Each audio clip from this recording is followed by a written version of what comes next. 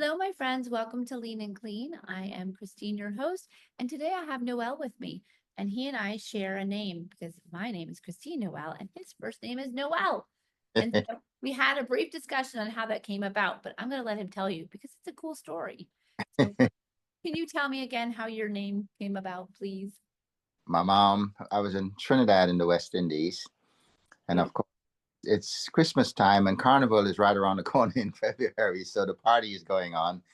My dad was out playing steel pans and with his band, and my mom had me. And when her mom, Ma, walked in and she said, "What's the boy's name?" And she said, "I'm waiting for Willie."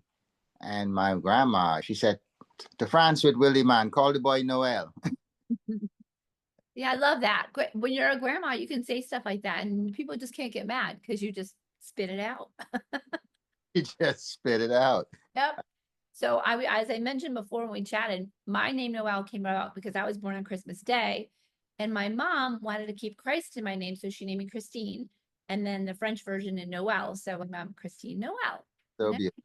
we're both Christmas babies. Bless. Yes. So I like it. I like it. Can you tell us all, please, as my guest, what it is you help people with? Because I know you do some fantastic things, and I'd love to hear your journey. Like, where did you start from? How did you get there? All that good stuff. Of course, I was in Trinidad until I was 12 years of age. Oh, wow. The homes weren't as one of my homes weren't as happy. We won't get into that. But so I came to America and with my dad, and that home wasn't as happy either. Of course, I had a next door neighbor, and he would say things to me like, you know, that little part you have on the side and the curl in front and the colors that you're mixing and the way you're talking, what kind of thing you talking about? No boy talk. They say, you're going to get us hurt. You might get us killed. So it didn't take me long to grow a big afro, start saying man every couple of words, walk with a little bit. It's Los Angeles. Okay, that makes more sense. I'm like, where were you? It's Los Angeles. The fear of leaving Trinidad, coming to America, that I soon learned weakened the kidney meridian, that weakened the knee. So I tore my anterior cruciate ligament, I tore my hamstring. Later on, I started to learn that although I had the surgery and it was successful, it took years to heal because How old were you when you had the surgery? I was in high school. Oh, wow. Okay, you're young. Yeah, and so I started getting into holistic healing. I started following Deepak Chopra all around, and started learning of how in the brain forms these neural pathways based on your past experiences, and then that projects out into the body and out into the world a lot of our experiences. So I had to learn that not only did that change was showing up in my body, but there was a story that laid the blueprint for it that I had to seek and find out, go deeper. Yes. Einstein implied that reality is that which underlies appearances, which means that we have to look a little deeper. And that's something I've been working on too. I've been doing this thing called Find Your Story and doing some deep story work to look at where are the thoughts that I have today coming from in my past? Where are Yeah, those limiting beliefs coming from? Where are those insecurities coming from? And where are the joyful moments coming from? So we're looking at both sides. So it's really, I love what you said. It's really important to know what your story is, where it all came from. yes. And even with my friends later in high school, when they decided to fall down the rabbit hole, Hollywood is always there, the material physical world, and cocaine was big and all that kind of stuff. And when they chose to fall down that rabbit hole, what stopped me was that vision of my mom and my grandmother crying in Trinidad as I left and came to America, and the love that I felt. That must have been really hard for them. That love, that love kept me from going down that rabbit hole and following the friends that got into the drugs and stuff. Yes, love can be transformative, even from afar. It's very powerful. Yes. So I started studying holistic healing to understand that when you ask a question like, when is it ever not now? It's always only now. The mind only goes forward and backward. And to what it means to be fully present and what it is to and how to get there. Mhm. But from a lot of anxiety and worry, which is just excessive thinking, fear is the human plague. From the time we come in as as a baby, and we're in what we call our I am stage. I am that I am is the only truth that there is. Am become I am this body. From the time we identify this as this body instead of in it, then fear becomes a dominant emotion because we can get hurt, we can die. Then you start to understand, what does fear do in the body? It can weaken your kidney meridian, and it can tie up your psoas muscle, causing your pelvis to rotate, pulling the shoulder down, causing scoliosis, neurological disorders, headaches. The list goes on and on. It's amazing that brain muscle connection is strong. Very strong. And then I started to understand, even as you mentioned, the difference between the brain and the mind. We've dissected the brain. We know everything the brain does. In the upper left temporal lobes, thoughts are changed into words. We haven't located where the thoughts come from. And then we say, what is the mind? The mind is an accumulation of concepts. And where is it? Really, there's no location for it. Every cell is like their own little mini microcomputer relaying messages back and forth. The mind is just a virtual reality world in cyberspace. But the mind also starts the outside world. There's a story when Jesus gathered the disciples and he said, I will guide you to the kingdom of heaven. And he got them together. He didn't speak about the gates. He said, the kingdom of heaven lies within. And I ponder that. Where is within? Well, everything in existence is just energy vibrating at different frequencies to make different densities of matter, with iron, real hard, more subtle wood, all the way down to thoughts, very subtle. Then I say, can I perceive thoughts? Yeah, something even more subtle perceiving that. I get stuck, I can't go anymore. I say, wow, that's inside. As far as we can go, that's the kingdom of heaven within. Interesting. The mind starts the outside world. It comes and goes. You couldn't hold on to a thought before it's replaced with another one. It starts the world of duality, night and day, black and white, although it's non physical. The body more physical than everything else in existence. Real is defined as something fixed, permanent, infinite, unchanging. And under that definition, what's real? The body disappears one day. True. Because there's only one thing that's infinite and never changes, which is who we are, the awareness. That's the observer of the mind and everything else. And how do we get to us? Doing the self inquiry, asking the question, who am I? Who's talking? Does the real me even talk? So if somebody came to you and they said, I'm trying to, I'm trying to get out of this rut I'm in. I'm depressed and I don't feel good. Where would you start with them? What would be your advice to them? The first thing I would say, my dear, what you're looking for is where you're looking from. We already are that. But we'll work now on, I teach you how to do the self inquiry so we can peel off all the layers of the onion so you can get to the true you. Now, I know that you probably have heard and have taught that we have been taught that we are spirit or soul that encompasses this body for a little while and then leave it. But we can't perceive of that person made up of no thingness. And then I teach them our world usually starts at the mind. Right. I say something like, we are our thoughts, they come from us, and we have control over them. That sounds true. Now I'll say the opposite. We are not our thoughts, they come despite us, and we have no bloody control over them. People say, even more I, true. I do feel like that sometimes. These things just pop into your head. You have no control. But the body is a big field of intelligence amidst a bigger field of intelligence. And when you look under the microscope and you see the atoms and molecules and subatomic particles, and you put the microscope on everything in existence, you see that same energy. But that energy is pure intelligence because it creates life. It makes a human, a goat, a donkey, and a tree. It is us. Source, God, universal intelligence, whatever you want to call it, that energy is there. It Right. is it is us, and us in action is loving. We just have to be careful of the mind and everything we attach to I am. That then forms a blueprint for manifestation in the body and projects out into the world all our experiences.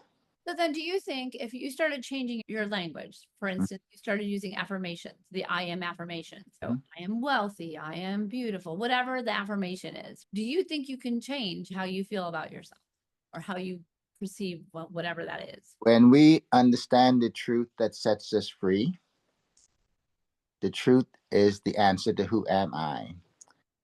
When you ask who am I, the first obvious three that comes up is who we are not. We know when we die, we leave this body, so we're not the body. Okay. We come in as a baby, we laid in the crib, and there we existed before we learned the first word. The concepts came after we existed before them. We're not a concept. Then the mind only conceptualizes, we're not our mind. And then as we ask, who am I? Pretty soon, the mind can't give us an answer because we're beyond concepts. We are the observer of the concepts. And the way to get there is very simple.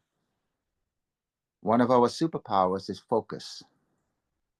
When you focus on the breath, we appear, the world disappears. You focus on the mind, we disappear, the world appears. So I do a lot of breath work and thought work and yoga, just breathing and relaxing and all of that. So I'm following you and I am following, but I do have some questions. What if you peel it all back, Mhm. right? And then you have to build it all back again to where you are today. Am I right? Why build? Well, Why? I don't know. Do you just start from where you were? You already are. You came in. Where is there to go if you are omnipresent and omniscience? The only thing that's always there that never changes is who we are. Everything else comes and goes because it's not a truth, it's not real. So Okay. time you focus on the breath, we always show up. The real us is blissful and peaceful. It is pure joy. When you focus on the breath and the mind disappears, it's not an escape from the world or anything like that. No, you're more connected to all that is I on a much deeper level.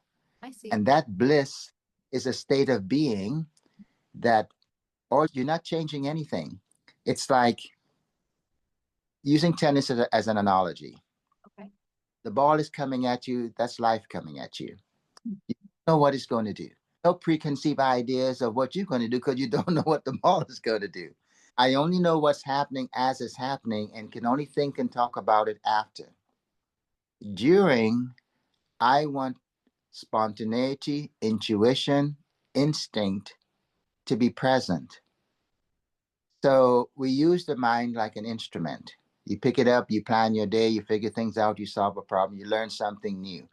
So you learn the grip, you learn the racket path, you learn what your footwork and everything, and then you lock in the breath. Inhale, exhale. Gotcha. You on the breath. The mind will leave you alone for a little while before you interrupt, make you forget what you're trying to do. But sometimes focus on the breath. You disappear between the thoughts, and you enter that beautiful place called the zone that athletes love to go. And all athletes would tell you it's only the mind that messes up everything. So Right. I disappear between the thoughts. I can't feel my feet. The racket is heavier than I am. I just float, and it's just a beautiful. It's yoga. Yeah. I understand. I get you. And then life becomes yoga. You always play tennis no matter where you go, no matter what you do. So I get to the point now where I've been doing this work for so long that I experience these words coming, experience thoughts happening. I experience myself playing tennis and doing the daily doings, but none of it have anything to do with me. I like that. That's very interesting. I've never really thought about it that way. Yeah. So then you take the stress out of life. Yeah. Everything yoga. I'd like to have a stress-free life. That would be great. So, do you mostly teach groups or individuals, or how do you normally do this? Whatever presents itself. I've done individuals, I've done groups. I learned some wonderful techniques. The body talk system is a system of healing with tapping with the breath. Don't understand, they don't teach us about the breath. Right. The breath, when you breathe, is not just oxygen. It's how the brain scans the frequencies of the body mind to find out that there's a problem. When you inhale, it scans from lowest to highest frequencies. And when you exhale, it scans from highest to lowest frequencies. Low frequencies are blood and bone. High frequencies are thoughts and emotions in the chakra system. So if you're not taking a full breath in and out, the brain is not able to maintain its job and maintain homeostasis. Yeah. And then we start to understand I am not a concept, and the mind have all these stories that are influencing the brain's ability to maintain homeostasis. Yeah, I like it. So if someone wanted to work with you, how would they contact you? Is it best Well, email, or do you have a site, or do you have a yeah, Facebook group, or how do you work? the website is theinnerodyssey.com. Okay. I'll write that down because I won't remember. My last divorce last year, April. The following week, I got on with Defining Moments with Melanie Warner, and I started writing my book, Oh, exciting. When does it come? The Inner Odyssey, Navigating a Pathway to True Fulfillment. Is it out already, or are it still in works? #1 bestseller on Amazon. They gave me a wonderful review. Awesome. So I'm really happy. That was actually my healing. Congratulations. That's wonderful. It was my healing from my life of understanding how I create suffering. I'll have to learn. All right, let's take a look. I think I found it. Is that what we're looking for? Yes, that's it. All right, I like it. I like it. So I'm going to add that in. Make sure I get a copy, and I'll make sure we get the link in there too. Thank you, my dear. Congratulations. That's really cool. Yes, and my website, my email is noelinnes@yahoo.com. Okay, got it. Wonderful. We have all these concepts and their energies. When you have thoughts, the cells in the body haven't evolved to the point where they can rationalize. They can't take a joke, and they're listening 24/7. And we do know that anger and frustration likes to affect the liver, gallbladder, Right. gallbladder decision making. Fear restricts your psoas, your kidneys. Anxiety and worry goes to your spleen, pancreas, grieving the lungs and the colon. As you start So learn, it's no wonder we're all a mess. and then when we say the word I, always question, who is I? Does the real me that encapsulate this body for a time really talk? So let me ask you one more question here, and then I'm going to wrap things up. But if you're a menopausal woman like myself, postmenopausal, and you've got all these things happening in your body, and your body's changing, and I know you said you're not your body, and I know you said you're not your brain. Very important. What do you do with all the changes that happen, whether we want them to or not? Yeah, the body is a field of intelligence. It does respond to our thoughts. So meditation is big. In some cultures, menopause is minimalized by their culture, their lifestyle, and their diet. Right? Here in the West, we program to live life like a race to the grave. All sorts of things. And then we wonder why is the body feeling the way it's feeling.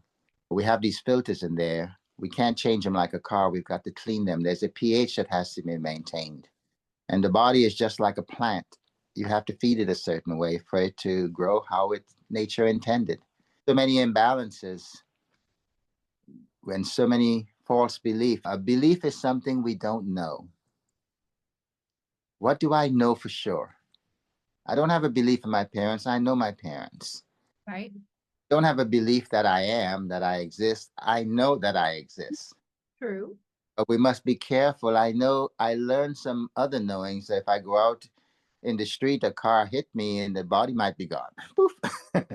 And so be careful of beliefs, stay with knowing, and stay with the power of the breath. It's so important. In that breath, in the silence that you experience, the wealth of information and knowledge and knowing you are in your true and never changes. Right. Well, I really appreciate you sharing your knowledge with us today and sharing your vision. And I can't wait to share your book with everybody. I'll make sure everybody gets a link to it. And Thank you.